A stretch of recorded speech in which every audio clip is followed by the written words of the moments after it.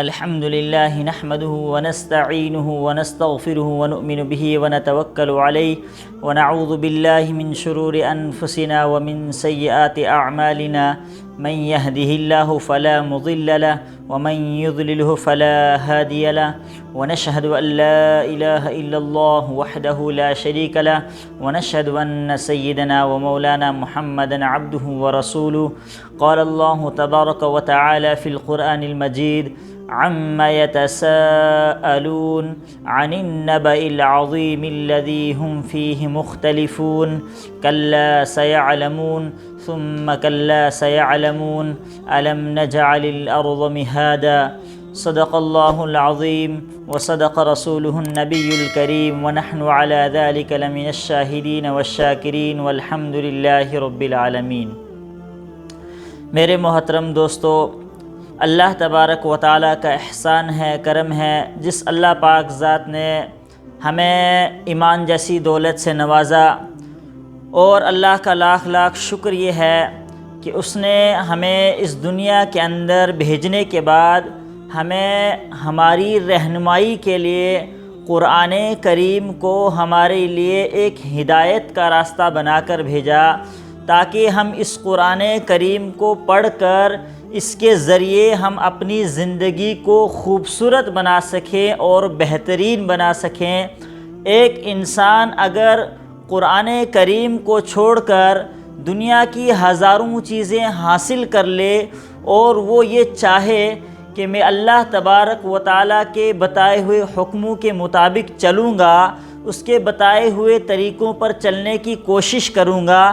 لیکن وہ انسان جب تک کہ قرآن کریم کے ایک ایک آیت کے ساتھ، اس کو ترجمے کے ساتھ اس کو نہ پڑھے، تب تک کہ انسان کو دین اور اسلام جو ہے، جو اللہ نے ہمیں حق اور باطل کی پہچان کرنے کے لیے جو چیز ہمیں عطا کی ہے، وہ تب تک ہمیں حاصل نہیں ہوگی جب تک کہ ہم قرآن کریم کو پڑھ کر، اس کے اندر سے نکھار کر، اس کے ترجمے کو پڑھ کر جب تک ہم ان چیزوں کو حاصل نہیں کر سکیں گے، تب تک ہم دین اسلام کے اوپر صحیح طریقے سے چل نہیں سکتے۔ اس لیے کہ جب بھی انسان کو کسی راستے پر چلنا ہوتا ہے تو اس کو پہلے سے ہی اس راستے کے بارے میں انسان کو علم ہونا چاہیے کہ میری فلاں جگہ منزل ہے، لیکن ایک انسان کو یہ تو پتہ ہے کہ میری منزل جنت ہے، میری منزل آخرت ہے، لیکن اگر اس کو بیچ کا راستہ جو ہے قرآن کریم نے جو انسان کو بتلایا ہے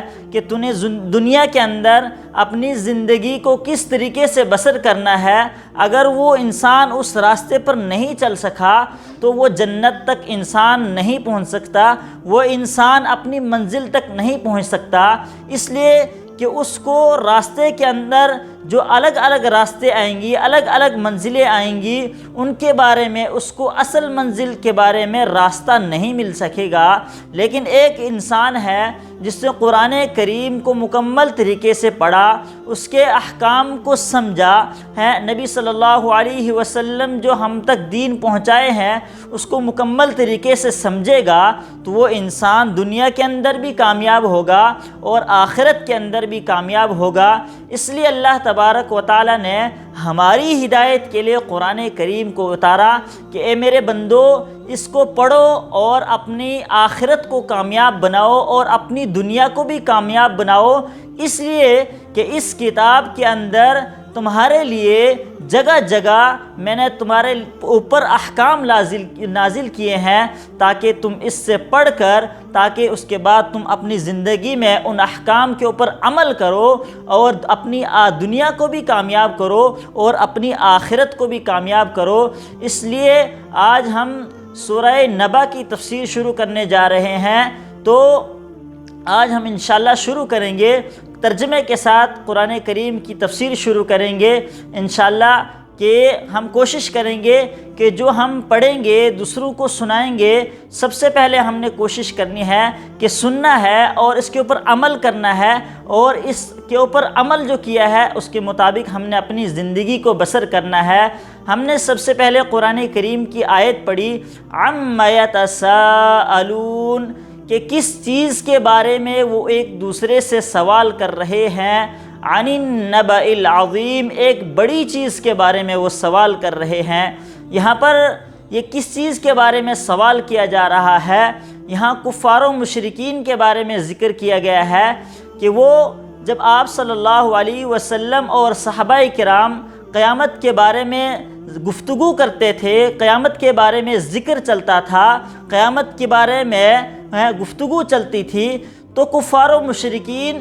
گھبرا جاتے تھے، اور گھبراتے اس لیے تھے کہ وہ ان کا ایمان پختہ نہیں تھا، اور وہ ایمان کے اوپر چلتے نہیں تھے، اور وہ ایمان کو ماننے کے لیے، اسلام کو ماننے کے لیے تیار نہیں تھے، دین کو ماننے کے لیے تیار نہیں تھے۔ لیکن ادھر سے وہ یہ چیزیں دیکھتے تھے کہ جو قرآن کریم کے اندر جو چیزیں نازل ہو رہی ہیں، کیا یہ حقیقت میں ہے، کیا یہ جھوٹ ہے؟ اس چیز کے بارے میں وہ ایک دوسرے سے گفتگو کرتے ہیں۔ حضرت ابن عباس کی روایت ہے کہ جب قرآن کریم اتارا گیا تو جب یہ آیتیں جو قیامت کے بارے میں اللہ تبارک و تعالی نے قرآن کریم کے اندر جگہ جگہ اتاری ہے، اس کے بارے میں جب گفتگو ہوتا تھا تو کفار و مشرکین پریشان ہو جاتے تھے، اور جب اکٹھا ہو کر آپس کے اندر مجمع کے اندر بیٹھتے تھے تو اس کے بارے میں استہزاء اور چیما گوئیاں اور آپس میں چرچا کرتے تھے کہ جو قرآن کریم کے اندر یہ آیتیں نازل ہو رہی ہیں تو ان کے بارے میں تمہاری کیا رائے ہے؟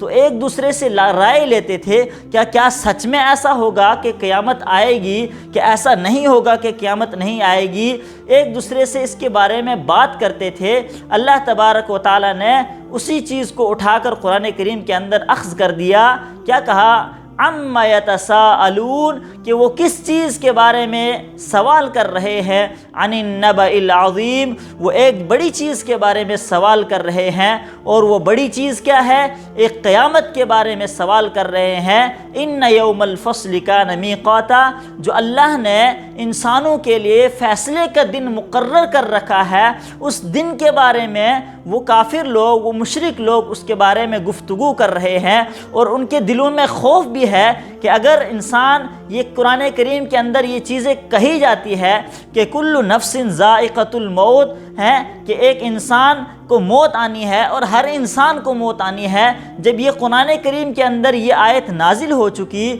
اور ان کو یہ چیز بھی پتہ چل جاتا تھا کہ ہمیں موت بھی آنی ہے، تو پھر ان کو دل کے اندر ان چیزوں کی بھی گھبراہٹ ہوتی تھی کہ قیامت بھی آئے گی، اور ان کا اس چیز کا وہم ہوتا تھا اور ان کو اس پر پختہ یقین نہیں ہوتا تھا۔ اس لیے وہ ایک دوسرے سے سوال کرتے تھے اس بڑی چیز کے بارے میں، اور وہ بڑی چیز کیا ہے؟ وہ قیامت کے بارے میں ایک دوسرے سے سوال کرتے تھے۔ عن النبأ العظیم، ایک بڑی چیز کے بارے میں یعنی قیامت کے بارے میں سوال کیا کرتے تھے۔ الذی ہم فیہ مختلفون، اور اس میں بڑے سارے آپسی اختلافات کرتے تھے، اور وہ اختلاف کیا کرتے تھے کہ ایک دوسرے سے کہتے تھے کہ ایک کہتا تھا قیامت نہیں آئے گی، اور دوسرا کہتا تھا ہو سکتا ہے آئے گی، اور تیسرا کیا کہتا تھا کہ قیامت آئے گی۔ تو وہ آپس کے اندر یہ چیما گوئیاں کرتے تھے، اور ان کو ایک چیز پر آمادہ ہونا اور ایک چیز پر ان کو ایک دوسرے کو آمادہ کرنا مشکل ہو جاتا تھا،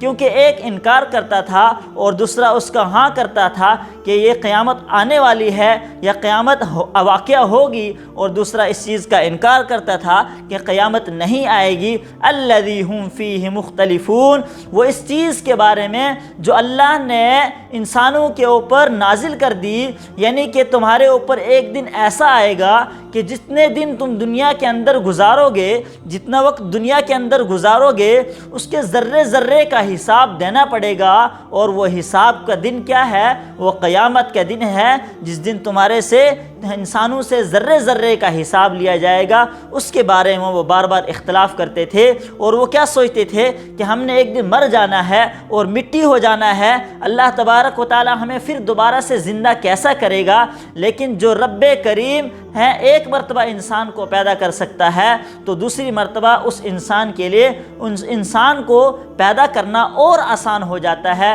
الذی ہم فیہ مختلفون، وہ اللہ کے بتائے ہوئے احکام کے اندر اختلاف کرتے تھے الذی ہم فیہ مختلفون کلا سیعلمون ثم کلا سیعلمون۔ پھر اللہ تبارک و تعالیٰ نے کیا ارشاد فرمایا کہ تم آپس میں اختلاف کرتے رہو، تم آپس میں چیما گوئیاں کرتے رہو، تم اپنے دلوں کے اندر ان چیزوں کا انکار کرتے رہو، کچھ ہاں کرتے رہو اور کچھ لوگ اس کا انکار کرتے رہو، لیکن کلا سیعلمون، ان قریب ایک وقت ایسا آئے گا جس دن تمہارے اوپر قیامت لاگو ہو جائے گی، جس دن تمہیں موت آ جائے گی اور تمہاری اصلی آنکھیں کھل جائیں گی، تو تمہیں اس کے بارے میں، قیامت کے بارے میں، جس کے بارے میں تم بار بار آپس میں گفتگو کرتے تھے اور اس چیز کا انکار کرتے تھے، تو وہ تمہارے سامنے واقع ہو کر رہے گی۔ اللہ تبارک و تعالی عمل کرنے کی توفیق عطا فرمائے۔